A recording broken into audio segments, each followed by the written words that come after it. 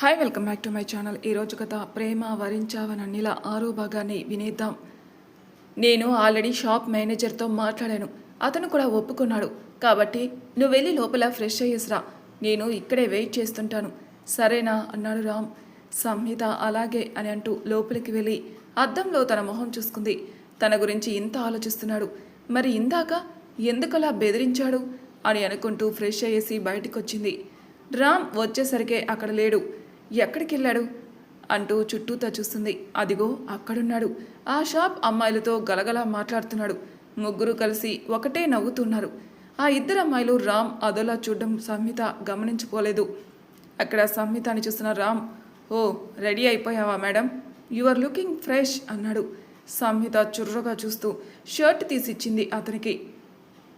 ఏంటి ఎక్స్పోజింగ్, అమ్మాయిలున్నారనా? ఇక్కడేమీ టీవీ షో జరగడం లేదు, వెళ్ళి నువ్వు కూడా మార్చుకొనిరా అంది సంహిత. రామ్ సంహిత చెవి దగ్గర వంగి, ఏంటి వాళ్ళు నన్ను చూస్తున్నారని కుళ్ళొస్తుందా అన్నాడు. సంహిత కోపంగా చూస్తుంది. రామ్ కన్ను కొడుతూ ఒక నవ్వు నవ్వి లోపలికి వెళ్ళిపోయాడు. రామ్ డ్రెస్ మార్చుకొని వచ్చాక ఇద్దరూ బయటపడ్డారు. రామ్ సంహిత చేతిలో చూస్తూ, సంహిత నీ చేతిలో కవరేంటి అన్నాడు. నా పాత డ్రెస్ అంది. పాతది ఏదైనా ఎక్కువ రోజులు ఉంచుకోవద్దు అంటూ సంహిత చేతిలోని కవర్ తీసుకుంటూ, ఇక్కడే దాన్ని వదిలేసాయి అంటూ బయట విసిరి కొట్టాడు. సంహిత అయోమయంగా రామ్ వైపే చూసింది. రామ్ సంహిత వైపు తిరుగుతూ, ఇక్కడితో నీ దరిద్రం పోయింది అన్నాడు. ఆమెకేం అర్థం కాలేదు రామ్ ఏం చెప్తున్నాడు. రామ్ కార్ లాక్ ఓపెన్ చేస్తూ, పద సంహిత, ఇంటి దగ్గర డ్రాప్ చేస్తాను, ఇప్పటికే లేట్ అయింది అన్నాడు. సంహిత మౌనంగా వచ్చి కూర్చుంది. కారు పోనిచ్చాడు రామ్. మధ్యలో సంహిత వంక చూస్తూ, అలా వెనకలకి ఒరుగు సంహిత, అసలే నీ హెల్త్ బాగలేదు, తలకి 2 సార్లు గాయమైంది, ఒకటి పొద్దున్న, ఇంకోటి నా వల్ల, I am sorry for that అని అంటూ మౌనంగా అయిపోయాడు. సంహిత రామ్ వైపు ఆశ్చర్యంగా చూసింది. ఏంటి మనిషి అసలు, మంచోడు అనుకునే లోపే కష్టం తెస్తాడు, మళ్ళీ తనే ఆ కష్టం తీర్చి తనని ఓదారుస్తాడు, అసలు అర్థమే అవ్వట్లేదే ఇతను తనకు అనుకుంటుంది. ఆలోచనలో పడ్డ సంహిత వైపు చూస్తూ, మేడం ఎక్కువ ఆలోచించకు, అసలే 2 సార్లు దెబ్బ తాకింది, మళ్ళేమైనా అయితే నిన్ను ఎర్రగడ్డలో చేర్పించాల్సి వస్తుంది, హహహ అని నవ్వాడు.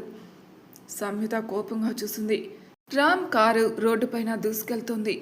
ఇంతలో హో షిట్ అని రామ్ స్టీరింగ్ పైన పిడిగుద్దులుగా గుద్ది కార్ ఆపేశాడు.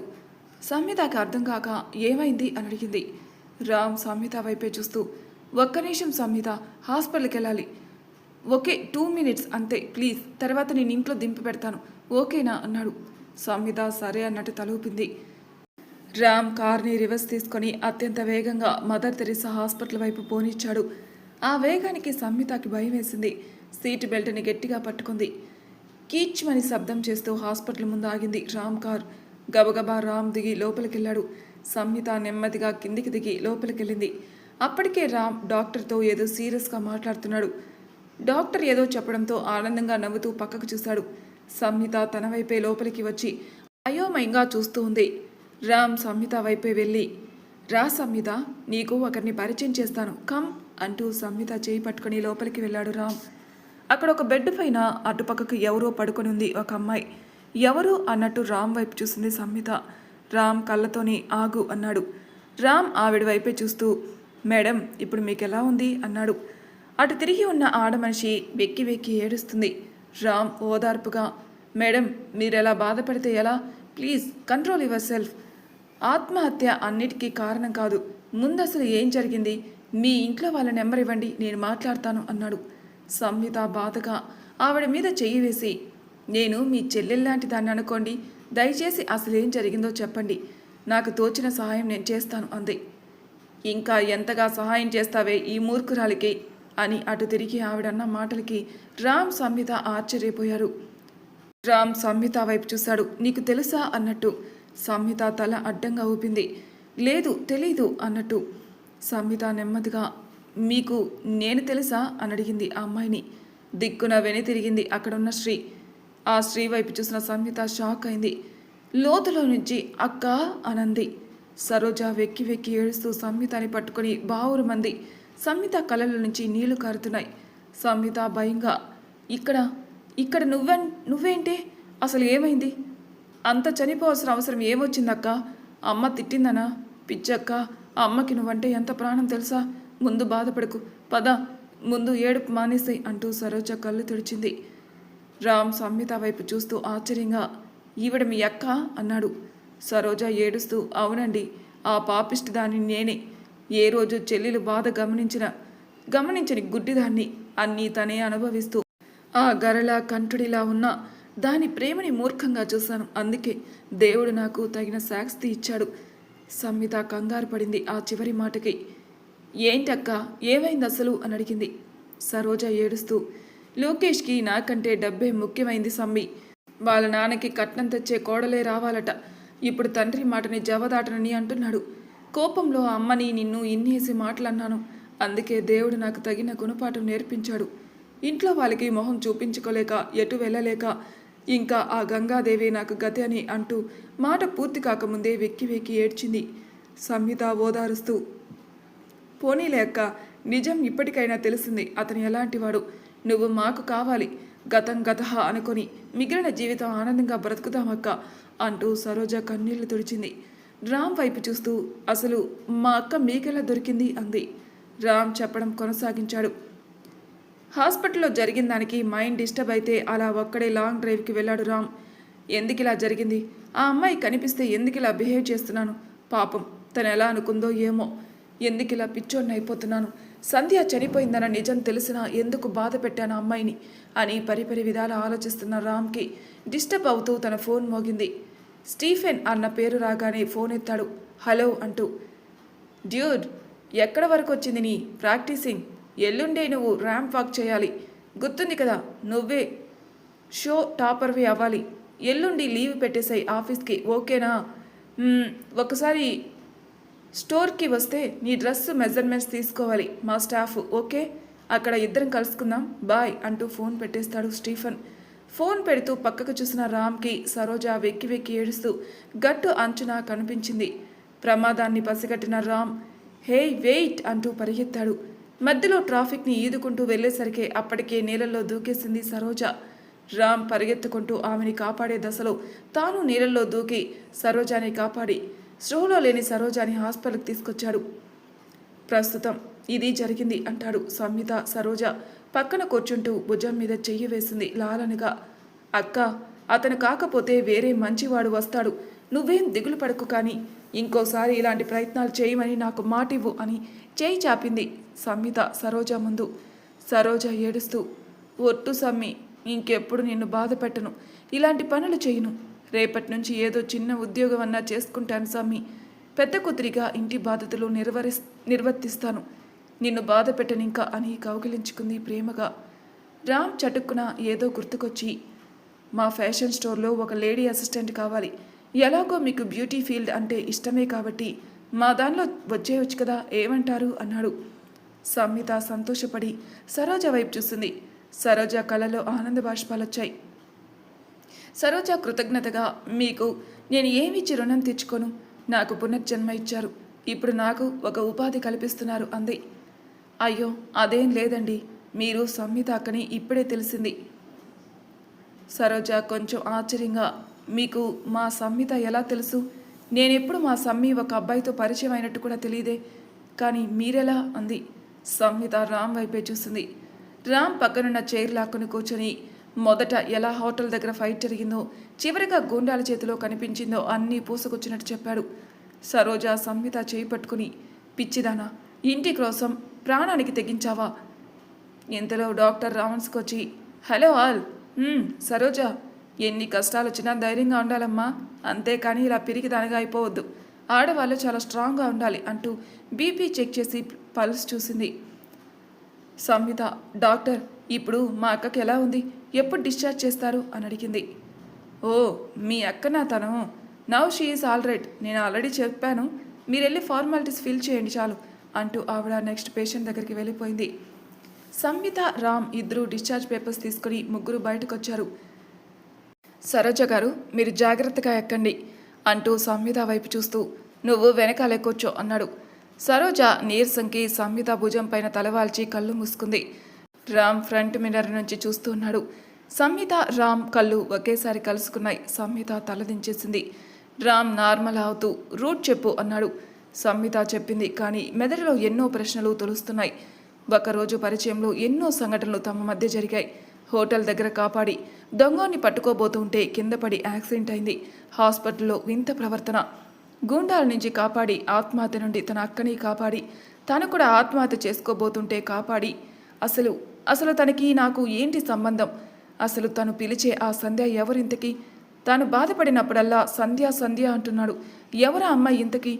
తన ఆలోచనలన్నిటికీ విరామం ఇస్తూ కారు ఒక శబ్దం చేస్తూ ఆగింది. పక్కకి చూస్తే తమ ఇంటి ముందున్నాం. నెమ్మదిగా సరోజాని చేతి సహాయంతో కిందికి దిగింది. సరోజాకి రేపు తను జాబ్కి వచ్చే అడ్రస్ విజిటింగ్ కార్డ్ ఇచ్చాడు. సరోజ థ్యాంక్స్ చెప్పి లోపలికి వెళ్ళింది. సంహిత థ్యాంక్ యూ అని చెప్పి వెళ్ళబోతూ ఆగింది. తన చున్నీని ఎవరో పట్టుకున్నారు. ఒక క్షణం గుండె అతివేగంగా కొట్టుకుంది. ఏంటిది, ఇతను నా చున్నీ పట్టుకున్నాడు అని అనుకుంటూ తన చున్నీ విడిపించుకోవడానికి వెనకాలకి తిరిగింది. కొంచెం మాట్లాడితే ఈ అబ్బాయిలంతే. ఇప్పుడు చూడు, ఓ ఓ తను కొనిచ్చిన డ్రెస్ కదా, అందుకే అలా పట్టుకుని ఉంటాడు, అయిపోయాడు నా చేతిలో అంటూ వెనకాలకి తిరిగింది. సంహిత కోపంగా, ఏంటి మా ఇద్దరిని కాపాడావని ఏకంగా చున్నీ పట్టేసుకుంటావా? How dare you? నువ్వు నన్ను ఇబ్బంది పెట్టావని అన్నీ నేను మర్చిపోలేదు. నన్నే భయపడిస్తావా? రేపు ఎల్లుండు అంటూ నీ సంగతి ఇప్పుడు కాదు, చూస్తూ ఉండు. నిన్ను కూడా బాధ పెట్టే రోజు తీసుకొని రాకపోతే అంది. రామ్ మౌనంగా సంహిత తిట్టేవన్నీ విని నిట్టూరుస్తూ తన చేతి పైకెత్తాడు. సంహిత గతుక్కుమంది. రామ్ చేతికున్న వాచ్కి సంహిత దుప్పటా తగులుకుంది. అది తెలియక రామే సంహిత చేయి పట్టుకున్నాడని తప్పుగా అనుకుంది. సంహితకి సిగ్గుగా అనిపించి తన దుప్పటాన్ని తీసుకోబోయింది. కానీ అది పీఠముడిలాగా అలాగే ఉంది, రాకుండా. సంహిత మనసులో, ఇదొక్కటి నా ప్రాణానికి, అసలే నోరు జారి చచ్చాను అని నేనేడుస్తుంటే ఇది ఇంత గట్టిగా ఇరుక్కుందే అంటూ గట్టిగా లాగబోతూ ఉంటే రామ్ కంగారుగా, మేడం యాంగ్రీ బర్డ్, నా వాచ్ నీ కంగారుతో నా 90 ఏళ్ల వాచ్ నాశనం చేసేలా ఉన్నావు, పక్కకి జరుగు అంటూ నెమ్మదిగా తీసి దుప్పటా తన చేతికి ఇచ్చాడు. సంహిత ఇలా తలదించుకునే ఉంది. రామ్ కొంచెం సంహిత వైపుకు వంగి, మేడం కొంపదీసి మెడ పట్టేసిందా ఏంటి, అలా తలదించుకుని ఉన్నావు, కొంచెం తల ఎత్తు అన్నాడు. సంహిత లోగొంతుకుతో ఐఆమ్ సారీ అంది. రామ్ విడపడనట్టే, ఏంటమ్మా ఏంటి, మళ్ళీ చెప్పు. సంహిత కోపంగా తల ఎత్తి ఐఆమ్ సారీ అంది. అబ్బో, మేడం గారికి కోపం తప్పితే ఏమీ వచ్చేలా లేవనుకుంటా. సరే కానీ రేపు ప్లాన్స్ ఏంటి అన్నాడు. సంహిత చురుగ్గా చూస్తూ నీకెందుకు అంది. రామ్ ప్యాంట్ జోబులో చేయి పెట్టుకుంటూ ఏం లేదు, అలా డేటింగ్కి వస్తావేమో అని. సంహిత కోపంగా హౌ డేర్ యూ అంది. రామ్ పెద్దగా నవ్వుతూ ఊరికే అన్నానులే మహారాణి, ఏంటో ఎప్పుడు చూసినా ఆ కోపం మొహమైనా, అప్పుడప్పుడు నవ్వు మంచిది ఒంటికి అన్నాడు. సంహిత కోపంగా సేమ్ టు యూ అంటూ వెళ్ళిపోతుంది. హే, ఎందుకు నాకు సారీ చెప్పావు యాంగ్రీ బర్డ్ అన్నాడు. సంహిత దండం పెడుతూ ఊరికే బాబు, తమరు దయచేయండి అంది. రామ్ కార్ డోర్ పైన తన చెంపలకి చేతులు ఆనించుకుంటూ ఓ, నిజం చెప్పడానికి ఈగో అడ్డం వస్తుంది కదూ దొంగ అన్నాడు. సంహిత నిట్టూరుస్తూ అవును అంది. రామ్ నవ్వుతూ మై డియర్, నేనేదో నీకు డ్రెస్సు కొనిచ్చి ఆ చనువుతో దుప్పటా పట్టుకున్నానని ఏదో రౌడీ వెధవా అని అనుకున్నావు కదూ. సంహిత తుల్లిపడిన మాటకి, బాబోయ్ ఇతనేంటి అన్నీ ఇలా చెప్పేస్తున్నాడు అని కవర్ చేసుకుంటూ అలా ఏం లేదు అంది. రామ్ నిట్టూరుస్తూ ఏమో నాకు అన్నీ అలా తెలిసిపోతుంటాయి అన్నాడు. సంహిత కోపంగా ఏదో అనబోతుంటే గేటు శబ్దానికి ఇద్దరు చూశారు అటువైపు. సరోజ ఆశ్చర్యంగా చూసింది ఇద్దరిని. ఏంటే అతన్ని అలా బయట నిలబెట్టే మాట్లాడుతున్నావు, లోపలికి తీసుకొనిరా. రామ్ వైపు చూస్తూ రామ్ గారు ప్లీజ్ కమ్ అంది సరోజ. రామ్ భుజాలు ఎగరేస్తూ ఓకే అంటూ లోపలికెళ్ళాడు. సంహిత అలాగే చూస్తుండిపోయింది. నన్ను యాంగ్రీ బర్డ్ అంటావా, చెప్తా నీ పని అనుకుంది. ఇంతలో సరోజ గట్టిగా పిలిచింది, సమ్మీ లోపలికి రా, బయట ఏం చేస్తున్నావు అంటూ. హా అక్క వస్తున్నాను అంటూ లోపలికెళ్ళింది. లోపలికెళ్ళేసరికి యశోద హడావిడి పడుతుంది వంటింట్లో. రామ్ తన ఇంట్లో ఉండే ఒక్కగానొక్క కుర్చీ మీద కూర్చుని నవ్వుతూ ఏదో మాట్లాడుతున్నాడు సరోజతో. యశోద వంటింట్లో అవస్థపడుతుంది. సంహిత యశోద దగ్గరికి వెళ్ళి ఏంటమ్మా హడావిడి, ఏమైంది ఇప్పుడు? యశోద హడావిడిగా ఏదో సర్దుతూ వెతుకుతూ ఉంది. నువ్వు ఉండవే, పాపం ఆ అబ్బాయి ఎప్పుడు తిన్నాడో ఏమో, ఆగు అంటూ సున్నుండలు ఒక పళ్ళెంలో పట్టుకుని తీసుకెళ్ళింది. సంహిత తన తల్లి మాటలకి ఆశ్చర్యపోయింది. అమ్మా అతని ఆకలి నీకు కనిపిస్తుంది కానీ నన్ను ఎంత ఏడిపించాడో తెలిస్తే నువ్వే తీసుకొచ్చిన లడ్డూలు వెనకాలకి తెస్తావు అనుకుంటూ బయటికి వెళ్ళింది. రామ్ లడ్డూని ఆస్వాదిస్తూ వావ్ సో యమ్మీ ఆంటీ, మీరెలా చేశారు అన్నాడు. యశోద ఆప్యాయంగా అవును బాబు, ఏదో అయినా మీ అమ్మగారంత రుచిగా నేను చెయ్యకపోవచ్చులే అంది. రామ్కి తన తల్లి పేరు ఎత్తగానే ఒక్కసారిగా కళ్ళలో నీళ్ళొచ్చి పొరబోయి దగ్గాడు. సరోజ కంగారు పడింది. యశోద కంగారుగా రామ్ దగ్గరకొచ్చి తలపైన తడుతూ అయ్యో ఏమైంది బాబు, గొంతులో ఇరుక్కున్నట్టుంది, సమ్మి వెళ్ళి నీళ్లు పట్టుకొనిరా అంటూ తగ్గిపోతుందిలే నాయన, బాధపడుకు అంటూ వెన్ను నిమిరింది. ఆ ప్రేమకి కళ్ళల్లో నీళ్లు తిరిగాయి రామ్కి.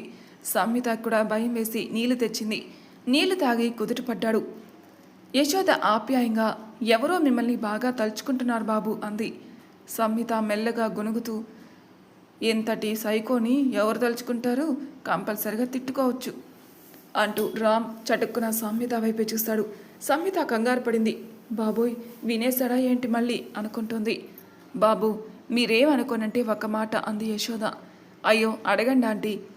యశోద తటపటాయిస్తూ మరేమో మా సరోజాకి ఫ్యాషన్ షోలో జాబ్ ఇప్పించారు, మరి అక్కడ అంతా ఎలా ఉంటుందో ఏమో, అసలే మా సరోజాకి బయట ప్రపంచం తక్కువే, అందుకని నాకు కాస్త భయంగా ఉంది బాబు అంది. రామ్ యశోద చెయ్యి ఆప్యాయంగా పట్టుకొని ఆంటీ మీ బాధ భయం నేను అర్థం చేసుకోగలను, అక్కడందరూ నా ఫ్రెండ్స్ ఉన్నారు, ఏం భయం లేదు, నాది గ్యారంటీ, నేనున్నాను కదా సరోజాకి అన్నాడు. యశోద ఇంకా ఏదో సందేహంగానే ఉంది. ఆంటీ మీకేమన్నా డౌట్ ఉంటే ఇప్పుడే అడగండి, ఇబ్బంది ఏం లేదు అన్నాడు. యశోద సంతోషంగా అదేం లేదు బాబు, మీరు మాట అన్నారు కదా, నాకు కొండంత బలం, మీరు అక్కడే ఉంటారు కాబట్టి ఇంకా ధైర్యం అంది. రామ్ చిన్నగా నవ్వుతూ నేను అక్కడ జాబ్ చేయను ఆంటీ, నేను ప్రొఫెషనల్ ఆర్కిటెక్ట్, దానితో పాటు మోడలింగ్ కూడా చేస్తానంతే, కానీ మీరేం కంగారు పడకండి, మీ సరోజ సేఫ్గానే ఉంటుంది అక్కడ అన్నాడు. సంహిత మనసులో అంటే ఈ మహానుభావుడు మోడల్ కమ్ ఆర్కిటెక్టా, అబ్బో అప్పుడే అనుకున్నాను తెగ షర్ట్ లేకుండా తిరుగుతుంటే ఇలాంటి పిచ్చేదో ఉండే ఉంటుందని అని లోపల నవ్వుకుంటుంది. యశోద నవ్వుతూ సంహిత వైపు చూసి సమ్మి ఏంటా పరధ్యానం, అబ్బాయి కోసం టీ తీసుకొని రా. రామ్ వైపే చూస్తూ మా సంహిత టీ చాలా బాగా పెడుతుంది బాబు అంది. రామ్ సంహిత వైపే చూశాడు. ఒకంత గర్వంగా చూస్తుంది రామ్ వైపు. మరి తర్వాయి భాగంలో ఏం జరుగుతున్న నెక్స్ట్ ఎపిసోడ్లో తెలుసుకుందాం. అంతవరకు నా ఛానల్ సబ్స్క్రైబ్ చేయని వాళ్ళు ప్లీజ్ సబ్స్క్రైబ్ చేసుకోండి, లైక్ చేసి షేర్ చేయండి, మీ అభిప్రాయాలు నాకు కామెంట్ రూపంలో తెలియజేయండి. Thank you for listening.